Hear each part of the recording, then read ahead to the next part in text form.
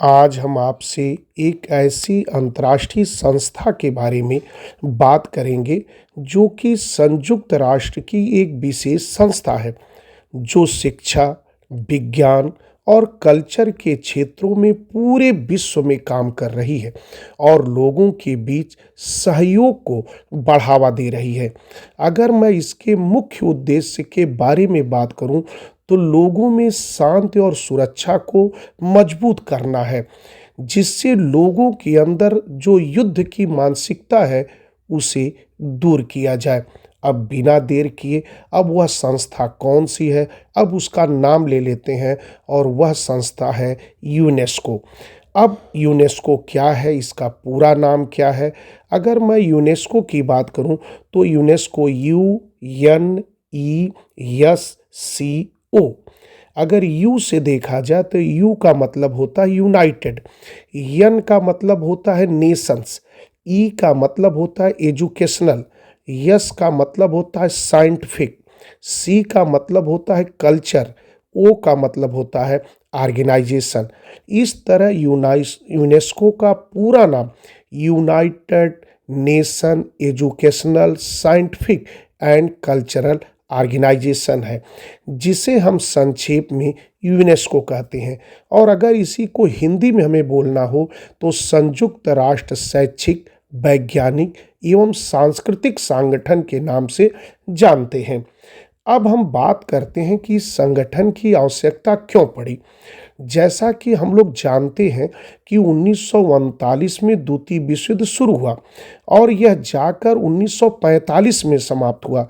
इस 6 वर्षों में युद्ध में तबाह कई देश हो गए और जो तबाह हुए देश थे उनमें शिक्षा, विज्ञान और कल्चर को फिर से अपनी पटरी पर लाना था। लोगों के मन में जो युद्ध की विचारधारा घर कर गई थी उन्हें शांति की राह पर लाना था। इसके लिए हमने शिक्षा, विज्ञान और कल्चर के क्षेत्र में सुधार करने की कोशिश की। इसीलिए 16 नवंबर 1945 को लंदन में 37 देशों के प्रतिनिधि इकट्ठा होते हैं और उन्होंने इस संगठन की स्थापना की, जिसका नाम पड़ा यूनेस्को। अगर इसके मुख्यालय की बात करें तो इसका मुख्यालय फ्रांस की राजधानी पेरिस में बनाया गया और यह पूरी तरह से 1946 से अपना काम करना शुरू कर दिया और भारत भी 1946 से ही इसका संस्थापक सदस्य बना है। अगर इसमें आधिकारिक भाषा की बात करें जिसे मान्यता प्राप्त है तो वह अंग्रेजी, फ्रेंच, स्पेनिश, रूसी, चीनी और अरबी है। यूनेस्को का मोटो अर्थात ध्येय वाक्य है building peace in the minds of men and women, अर्थात पुरुष और महिलाओं के मन में शांति का निर्माण करना। अगर हम अब यूनेस्को के प्रमुख कार्यों की बात करें तो इसके कार्य इसके नाम में ही छिपे हैं। जैसे हम एजुकेशनल बात करते हैं, साइंटिफिक बात करते हैं, कल्चरल की बात करते हैं, तो यह इसके बहुत से कार्य हैं। यह विश्व के ऐतिहासिक और प्राकृतिक स्थलों को विश्व धरोहर स्थल घोषित करता है।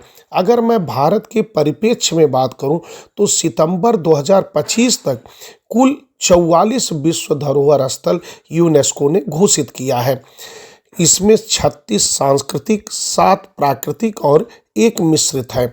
वहीं पर शिक्षा के क्षेत्र में विश्व में जितनी शिक्षा परियोजनाएं चलाना है जिससे साक्षरता बढ़े, लोगों में समान अवसर प्रदान करें, विज्ञान शिक्षा को बढ़ावा दें आदि की बातें की जाती हैं। वहीं पर अगर कल्चरल की बात करें तो भाषा, कला, संगीत और परंपराओं की रक्षा करना इसके प्रमुख कार्यों में आता है। इसी के साथ हम अपनी वाणी को विराम देते हैं। बहुत बहुत धन्यवाद। अब हम कुछ यूनेस्को पर MCQ करते हैं। तो पहला प्रश्न है यूनेस्को का पूरा नाम क्या है? तो इसका सही उत्तर है option B, United Nations Educational Scientific and Cultural Organisation. अगला प्रश्न यूनेस्को की स्थापना कब हुई थी? इसका सही उत्तर है ऑप्शन बी, 1945। अगला प्रश्न यूनेस्को का मुख्यालय कहाँ स्थित है? इसका सही उत्तर है ऑप्शन सी, पेरिस। अगला प्रश्न, यूनेस्को का मुख्य उद्देश्य क्या है? इसका सही उत्तर है ऑप्शन बी, शिक्षा, विज्ञान और संस्कृति में सहयोग। अगला प्रश्न, यूनेस्को कब से कार्य करना शुरू किया? इसका सही उत्तर है ऑप्शन ए, 1946। अगला प्रश्न, भारत यूनेस्को का सदस्य कब बना? इसका सही उत्तर है ऑप्शन बी, 1946। अगला प्रश्न, यूनेस्को का मुख्य ध्येय वाक्य क्या है?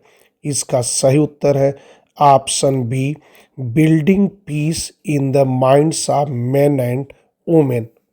अगला प्रश्न, यूनेस्को का मुख्य कार्य क्या है? इसका सही उत्तर है ऑप्शन बी, शिक्षा, विज्ञान और संस्कृति के क्षेत्र में कार्य। अगला प्रश्न, यूनेस्को द्वारा घोषित विश्व धरोहर स्थल का उद्देश्य क्या है?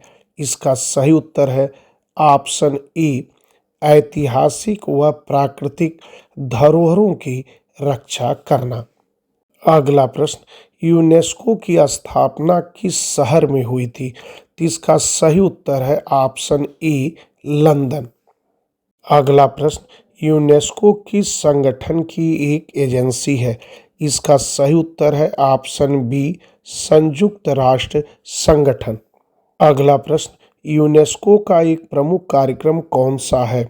इसका सही उत्तर है ऑप्शन बी, विश्व धरोहर सूची। अगला प्रश्न, यूनेस्को का कार्यक्षेत्र निम्न में से कौन सा नहीं है? इसका सही उत्तर है ऑप्शन डी, रक्षा। अगला प्रश्न, यूनेस्को का प्रमुख लक्ष्य क्या है? इसका सही उत्तर है ऑप्शन बी, शिक्षा, संस्कृति और विज्ञान के माध्यम से शांति स्थापित करना। अगला प्रश्न, भारत का पहला यूनेस्को विश्व धरोहर स्थल कौन सा है? इसका सही उत्तर है ऑप्शन ए, ताजमहल। अगला प्रश्न, विश्व धरोहर दिवस कब मनाया जाता है? इसका सही उत्तर है ऑप्शन ए, 18 अप्रैल।